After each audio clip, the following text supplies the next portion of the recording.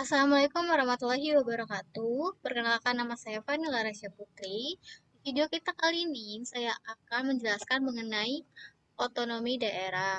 Langsung saja kita ke penjelasannya. Yang pertama yaitu terdapat definisi. Apa sih definisi otonomi daerah? Otonomi daerah adalah kewenangan suatu daerah untuk mengatur dan mengurus pemerintahannya dan kepentingan masyarakatnya secara mandiri menurut peraturan dan caranya sendiri dengan tidak melanggar pada peraturan perundang-undangan pusat yang sudah berlaku. Dalam Undang-Undang Nomor 32 Tahun 2004, Pasal 1 Ayat 5, pengertian otonomi daerah adalah hak, wewenang, dan kewajiban daerah otonom untuk mengatur dan mengurus sendiri urusan pemerintahan dan kepentingan masyarakat setempat sesuai dengan peraturan perundang-undangan. Selanjutnya, kita ada konsep. Konsep dari pelaksanaan otonomi daerah adalah terdapatnya keleluasaan pemerintah daerah untuk menyelenggarakan pemerintah sendiri atas dasar prakarsa, kreativitas, dan peran serta aktif masyarakat dalam rangka mengembangkan dan memajukan daerahnya. Memberikan otonomi daerah tidak hanya berarti melaksanakan demokrasi di lapisan bawah, tapi juga mendorong aktivitas untuk melaksanakan sendiri apa yang dianggap penting bagi lingkungan sendiri. Dengan berkembangnya demokrasi dari bawah, maka rakyat tidak saja menentukan nasibnya sendiri, melainkan yang utama adalah berupaya memperbaiki nasibnya sendiri. Hal itu diwujudkan dengan memberikan kewenangan yang cukup luas kepada pemerintah daerah guna mengurus dan mengatur serta mengembangkan daerahnya sesuai kepentingan dan potensi daerahnya. Otonomi daerah sebagai salah satu konsep desentralisasi pemerintah pada hakikatnya ditujukan untuk memenuhi kepentingan bangsa secara keseluruhan, yaitu upaya untuk lebih mendekati tujuan-tujuan penyelenggaraan pemerintahan untuk mewujudkan cita-cita masyarakat yang lebih baik serta suatu masyarakat yang lebih adil dan makmur. Selanjutnya kita ke tujuan. Tujuan pemberian otonomi kepada daerah ini adalah untuk memungkinkan daerah yang bersangkutan mengatur dan mengurus rumah tangganya sendiri untuk meningkatkan daya guna dan hasil guna penyelenggaraan pemerintah dalam rangka pelayanan terhadap masyarakat dan pelaksanaan pembangunan.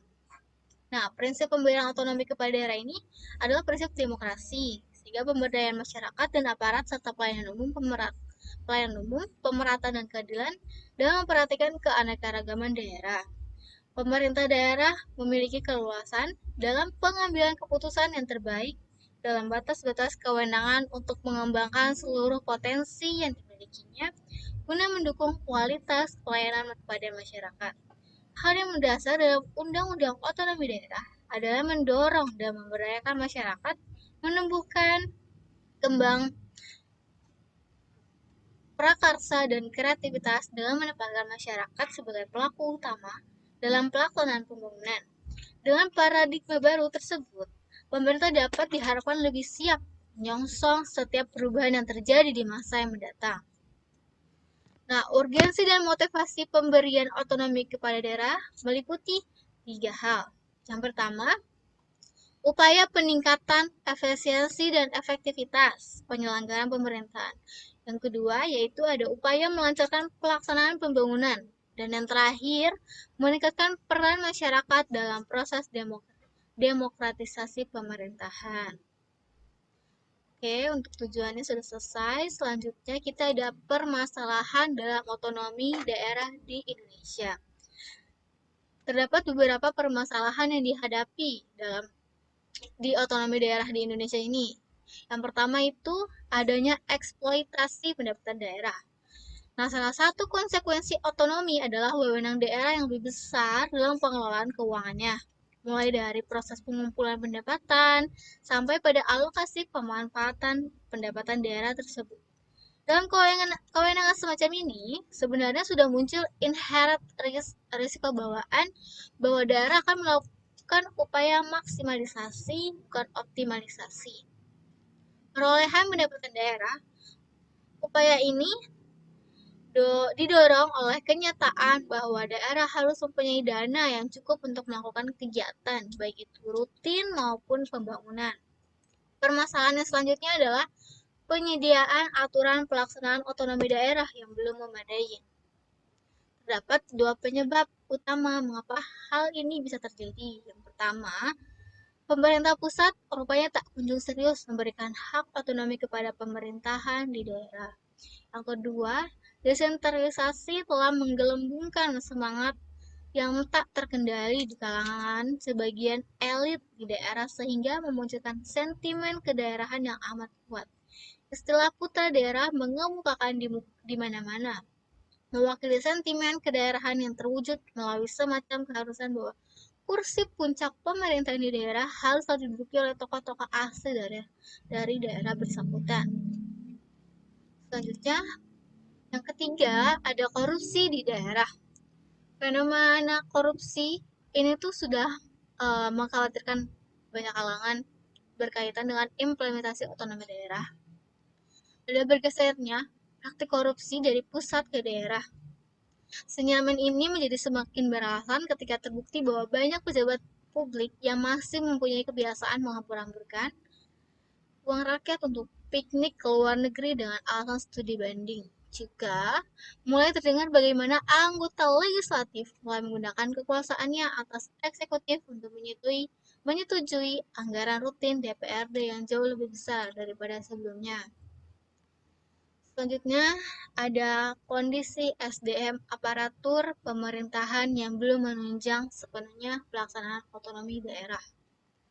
Sejak diberlakukan otonomi daerah ini, sebagian pemerintah daerah bisa melaksanakan amanat konstitusi meningkatkan taraf hidup rakyat, mensejahterakan rakyat, dan mencerdaskan rakyat.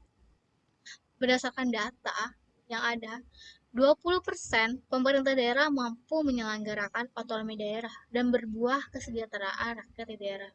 Namun, masih 80% pemerintah daerah dinilai belum berhasil menjalankan visi misi dan program desentralisasi. Selanjutnya ada penyelesaian masalah otonomi daerah di Indonesia. Pertama itu, pemerintah harus membuat master plan pembangunan nasional untuk membuat sinergi pembangunan di daerah agar menjadi landasan pembangunan di daerah dan membuat pemerataan bangunan antar daerah, memperkuat peranan daerah untuk meningkatkan rasa nasionalisme dengan mengadakan kegiatan menanaman nasionalisme seperti kewajiban mengibarkan bendera merah putih. Yang ketiga, yaitu melakukan pembatasan anggaran kampanye, karena menurut penelitian korupsi yang dilakukan, kepala daerah akibat pemilihan umum berbiaya tinggi membuat kepala daerah melakukan korupsi. Yang keempat adalah melakukan pengawasan perda agar sinergi dan tidak menyimpang dengan peraturan di atasnya yang lebih tinggi. Selanjutnya ada melarang anggota keluarga kepala daerah untuk maju dan pemilihan daerah untuk mencegah pembentukan dinasti politik. Selanjutnya adalah meningkatkan kontrol terhadap pembangunan di daerah dengan memilih Mendagri yang berkapabilitas untuk mengawasi pembangunan di daerah. Selanjutnya terdapat melaksanakan good governance dengan memangkas birokrasi, mengadakan pelayanan satu pintu untuk masyarakat, dan melakukan efisiensi anggaran. Dan yang terakhir yaitu meningkatkan pendapatan asli daerah dari sektor SDA dan pajak serta mencari dari sektor lain seperti jasa dan pariwisata yang digunakan untuk kesejahteraan masyarakat.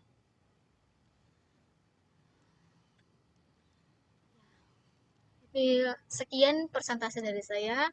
Lebih kurangnya mohon maaf. Wassalamualaikum warahmatullahi wabarakatuh.